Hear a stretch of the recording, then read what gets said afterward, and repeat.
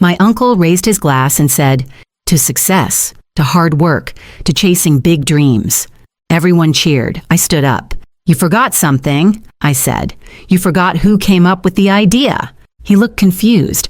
I walked up and handed him an envelope. "A lawsuit," I said, "for stealing my plan." He laughed until he opened it. Then he choked on his drink. The whole room went silent. That's when everything flipped. My name is Sierra Lane, and for as long as I can remember, I've been the type of person who builds things. Not houses or machines, but ideas. I love creating things that solve real problems, especially in mental health and wellness. A few years ago, I started working on something I truly believed in. It was an app I called Rooted, a digital space for people to journal, track their habits, and feel more grounded every day. I wasn't chasing money or fame. I just wanted to create something that mattered. At the time, I was living in a small one-bedroom apartment in Seattle, doing freelance design work and pouring every free moment into the app. I had sketches all over the walls, a whiteboard full of user flows, and folders of notes and research. It wasn't fancy, but it was mine. Every piece of it came from my own struggles, my own growth, and my heart. My family knew I'd been working on something big. At every holiday, every dinner, they'd ask how that app thing was going.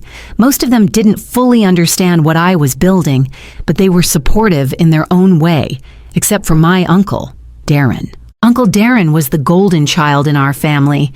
He was loud, charming, always making jokes, and constantly talking about the next big business move. He ran a few small companies in the past, nothing major, but he always made it sound like he was on the edge of becoming a millionaire.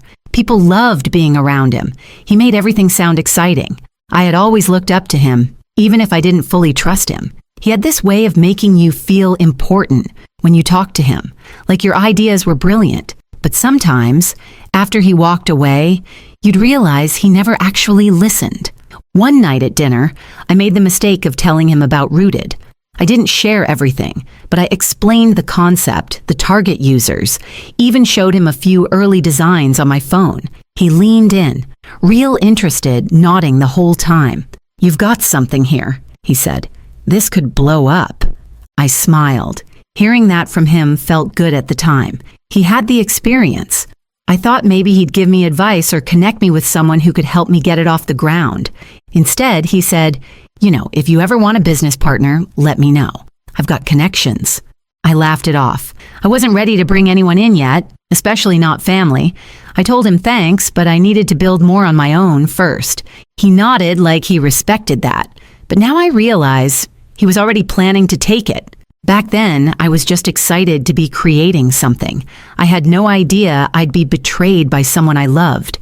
No idea that a few months later, he'd launch my idea without my name on it. No warning, no credit, nothing. Looking back, I should have known. But when you care about someone, you don't expect them to be the one to hurt you most. A few months after that dinner, I was sitting on my couch, sipping coffee and checking emails when I saw something that made my stomach drop. One of the newsletters I subscribed to about tech startups had a headline that looked too familiar. Serial entrepreneur Darren Cole launches Rootwell, the future of wellness AI. I froze. The name was different. Rootwell instead of Rooted, but everything else was mine. The idea, the user goals, the features, even the focus on mental wellness through journaling and daily habit tracking. I clicked the article, praying I was wrong. But the more I read, the more sick I felt. He had taken my exact concept and launched it like it was his own. There were even screenshots that looked almost identical to the mock-ups I showed him on my phone. Same layout, same mood tracking circle, same AI feature that gave users positive feedback based on journal entries. My entire plan, just with a slightly different name. At first, I didn't know what to do. I just sat there, shaking, staring at the screen. I felt this wave of heat rush over me, then this deep, hollow feeling in my chest. It wasn't just about the app, it was the betrayal.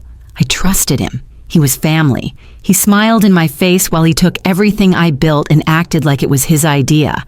I called him, straight up. I didn't even think. I just hit call. He answered, cheerful as ever. "Sierra, did you see the news? Big day!" I said, "Yeah, I saw it." Rootwell? Are you serious? You stole my idea. There was a pause. Then he laughed. Oh, come on, Sierra. You told me about it over dinner. You didn't exactly lock it down. I just saw an opportunity and moved faster. That's business. I could barely breathe. You copied my designs, my features. You used the entire concept. You should have protected it, he said, his voice suddenly colder. You never asked me to stay out of it. You didn't file anything. I didn't take a thing. I built something based on a conversation. That's not stealing. I hung up. I couldn't listen to another word. My heart was racing. I felt sick. I felt stupid. That night, I called my mom. I was crying, barely able to get the words out. She was quiet for a long time, then finally said, Maybe it's not worth fighting, honey. He's already launched. You can't undo that. I couldn't believe it. I thought she'd be on my side, but she didn't want family drama. Nobody did. My dad avoided the topic completely, said he didn't want to be in the middle, which, of course, put him on Darren's side without saying it. It felt like I was the only one who saw this for what it was. Theft, plain and simple. The only person who really stood by me was my best friend, Talia. She's in law school, and when I told her everything, she didn't just get mad, she got focused. Do you have files? She asked. Sketches, dates, screenshots, emails, anything that proves this idea was yours first? Everything, I said. I have folders going back over a year. Then we can fight, she said. You have proof, and you have rights. That was the first time I felt like I had a shot, like maybe this wasn't over. I went through every file I had, saved documents, prototype links, timestamp notes, even the original voice memos where I talked through my ideas. I put it all in a folder and backed it up 3 times. Talia connected me with someone in her network, an attorney who specialized in tech and IP theft. I was nervous, but he took one look at my evidence and said, You've got a solid case. If he doesn't settle, this can go to court. Still, I couldn't shake the anger. It wasn't just about money or credit. It was the fact that someone I trusted used me like a shortcut. He didn't build this. He didn't live through the anxiety, the late nights, the doubt. He didn't care about the mission. He just saw a chance to make money and took it. And then, to top it all off, he invited me to his success party. A full-on celebration with family and business partners where he'd be honoring the journey that led to his app's launch. That's when something shifted in me. I wasn't going to sit quietly in the corner anymore. I wasn't going to smile and pretend it was fine. If he wanted to stand in front of everyone and act like a genius, I was going to stand too and make sure the truth was finally heard. After I got that invitation, I stared at it for hours. It was a fancy digital invite, all gold borders and elegant script. You're invited to celebrate the launch of Rootwell, Darren Cole's latest innovation, black tie, champagne, vision, legacy. I felt sick reading it. My idea, my work, and now my uncle was throwing a party to celebrate stealing it. And he had the nerve to invite me. Like I was just another guest. Like I hadn't been the one who actually created it. At first I thought about ignoring it, just deleting the email and walking away. But the more I sat with it, the more I realized I couldn't stay silent. This wasn't just about an app anymore. It was about me, about whether I was going to let someone walk all over me or stand up for what I'd built. So I made a decision. I was going to that party, but I wasn't going to clap and I wasn't going to smile. I was going to show up with everything I had. With Talia's help, I met with the attorney again. We went through all the proof. I had the original design files, documents, screenshots, even emails I sent to Darren after that dinner where I casually mentioned how excited I was to keep working on Rooted. We printed everything, organized it, created a full paper trail that showed exactly when the idea was born, how it was developed, and how Darren had taken it and rebranded it without a single contribution of his own. The lawyer drafted the official lawsuit, intellectual property theft, copyright infringement, and breach of trust. The wording was sharp, clear, and professional. I wasn't suing just for the money. I wanted recognition. I wanted the truth to be public. But more than that, I wanted him to feel what it felt like to be exposed, to be caught. Once everything was in motion, I started preparing for the event. Not the way he expected, but on my terms. I picked out a simple but sharp black dress. Nothing flashy, no fake smile, just me, confident and calm, with the truth in my hands. The night before the party, I stood in front of my bathroom mirror, holding the envelope with the lawsuit. I stared at my reflection for a long time. My hands were shaking, but my eyes weren't. "This is yours," I whispered to myself, "and no one gets to take it without a fight." That night, I barely slept. My heart was racing. I kept replaying the moment in my mind, him raising his glass, the crowd clapping, the fake smiles, and then me, standing up, speaking the words he never thought he'd hear. The day of the party, I showed up alone. No backup, no +1, just me and the truth. The venue was everything I expected: sleek, expensive, and loud with praise. People in suits shaking hands, taking pictures in front of the Rootwell sign, music playing soft in the background. I walked in like I belonged, even though my stomach was in knots. Darren hadn't seen me yet. I spotted him near the front, surrounded by people, laughing, drinking, eating up every compliment. He looked completely at ease, like he'd already won. That made me even more sure. He had no idea what was coming. I found a quiet table toward the back and sat down. I kept the envelope in my bag, gripping it like a lifeline. I waited. The room slowly filled.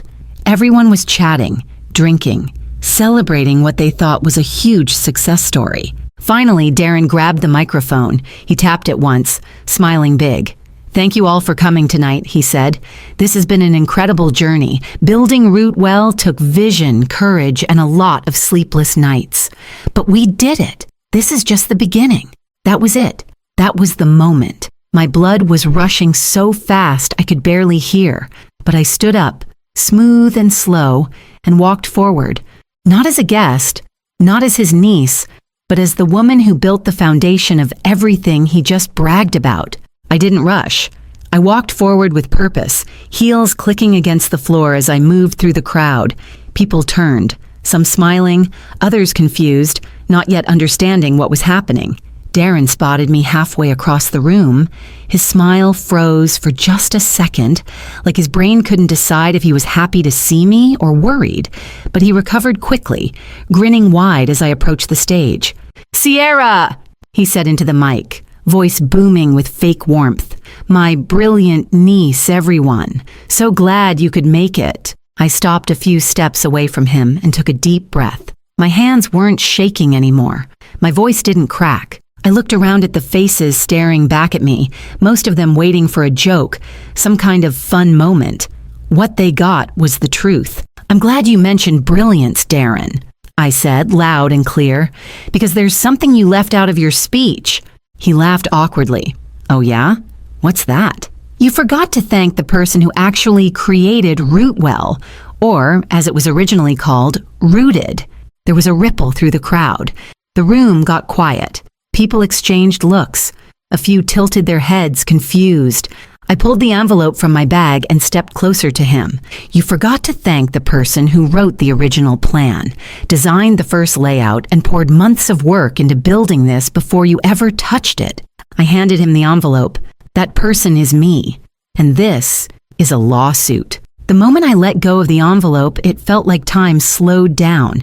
He caught it, blinked, then opened it like it was some kind of prank, but his smile faded fast. His eyes scanned the first page, and the color drained from his face.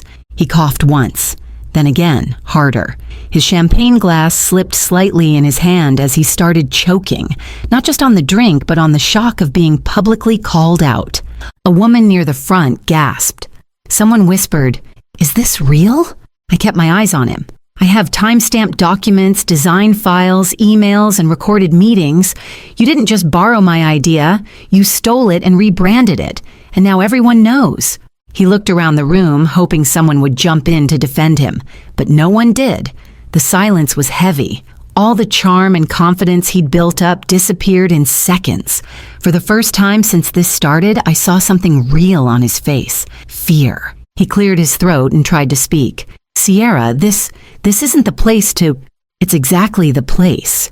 I cut in. "You invited me here to celebrate your success. I'm here to reclaim mine." He took a step back, holding the papers like they might burn him. The people around him stayed quiet. Even the DJ stopped the music, unsure what to do. I turned to the crowd. I spent over a year building a wellness app I called Rooted. I shared it with my uncle because I thought he was someone I could trust. He used my work, launched it under a new name, and claimed it as his own. I have the proof. This lawsuit is only the first step. I didn't yell. I didn't cry. I stood calm, steady, and let the truth speak for itself. That was all I needed. The crowd didn't boo. They didn't cheer either. But they listened. And that was more powerful than anything Darren could have said. I walked back to my seat without looking at him again. He was still standing there, holding the lawsuit like a grenade with the pin pulled. A few people began whispering and walking out. Others just stared. Talia was waiting near the back. She nodded at me. Proud. That, she said, was beautiful. In that moment, I didn't feel small anymore. I didn't feel helpless or invisible. I felt strong. I stood up for myself in front of everyone who doubted me. And more than that, I made sure Darren knew he didn't get away with it. He built a party around a lie. I brought the truth and shut it down with one envelope. Walking out of that party, I felt like I had just taken my first full breath in months. The tension I'd been carrying, the hurt, the anger, the shame, all of it began to lift. I wasn't smiling, but I felt grounded. I felt seen. For the first time since this all began, I had taken back control of my own story. In the weeks that followed, things moved fast. Darren tried to reach out, first through a short email, something like, "Let's talk, maybe we can figure this out privately." I didn't respond. He sent another one, longer and a little more desperate, claiming it had all been a misunderstanding and that he had no idea I'd take it so seriously. I forwarded them straight to my attorney. The truth is, he never expected me to fight back. He thought I'd stay quiet, keep my head down, and maybe just cry it out like a bad breakup. He thought being louder, older, and more connected would be enough to win. But I wasn't that version of myself anymore. He'd made sure of that. We filed the lawsuit officially a few days after the party. The legal team gathered all the evidence, my design files, the timelines, even a screen recording of a conversation where Darren praised the app months before his version launched. It was airtight. He had no way to spin it. His lawyers reached out with a settlement offer. At first, it was laughable, a small amount of money and no credit. They wanted me to sign a non-disclosure agreement, pretend none of it happened, and walk away quietly. I said no. The second offer was bigger, a much higher amount of money plus shared credit, but still under the condition that I keep quiet publicly. Again, I said no. What I wanted wasn't just financial. I wanted the truth to matter. I wanted my name officially attached to what I built, and I wanted it in writing. After a few rounds of negotiation, they gave in. I got an official settlement that included public recognition of my ownership of the original concept and source designs. Darren had to issue a statement through his company's PR team, acknowledging my contribution and apologizing for failing to credit the original creator. It wasn't everything I lost, but it was more than I ever thought I'd win. And with the money from the settlement, I finally launched Rooted, my app, my name, my story. I changed some features, rebuilt parts of it with a small team I trusted, and rebranded the entire platform to make sure it reflected my voice and my values. No shortcuts, no stolen pieces, just honest, real work. The response was better than I ever imagined. People connected with the story. Users started writing in, saying how much the app helped them feel more in control of their lives, more balanced, more present. And I knew right then, the pain was worth it. But what surprised me most was how much I changed through all of it. Before this happened, I used to stay quiet when something felt wrong. I used to give people the benefit of the doubt, even when they didn't deserve it. I thought being polite was more important than being honest. Now I know better. I learned that protecting your work isn't selfish. It's necessary. That standing up for yourself, even when your voice shakes, is powerful. And that people will try to take what you've built, not because they need it, but because they see your value before you do. I also learned something about family. Just because someone is related to you doesn't mean they're safe. Love shouldn't come at the cost of your dignity. And trust, once broken, doesn't heal just because someone says sorry. Darren and I haven't spoken since. He lost a lot of respect in the business world after that. Some people still work with him. Others backed away quietly. But I've moved on. I don't need his apology. I have my name, my company, and my peace. Sometimes the hardest thing to do is stand up when everyone wants you to sit down. But if you don't speak, your silence becomes someone else's permission. So if someone's trying to steal your work, your voice, or your worth, don't wait for justice to find you. Go and demand it. Loudly, clearly, and with everything you've got, because no one should ever profit off your silence.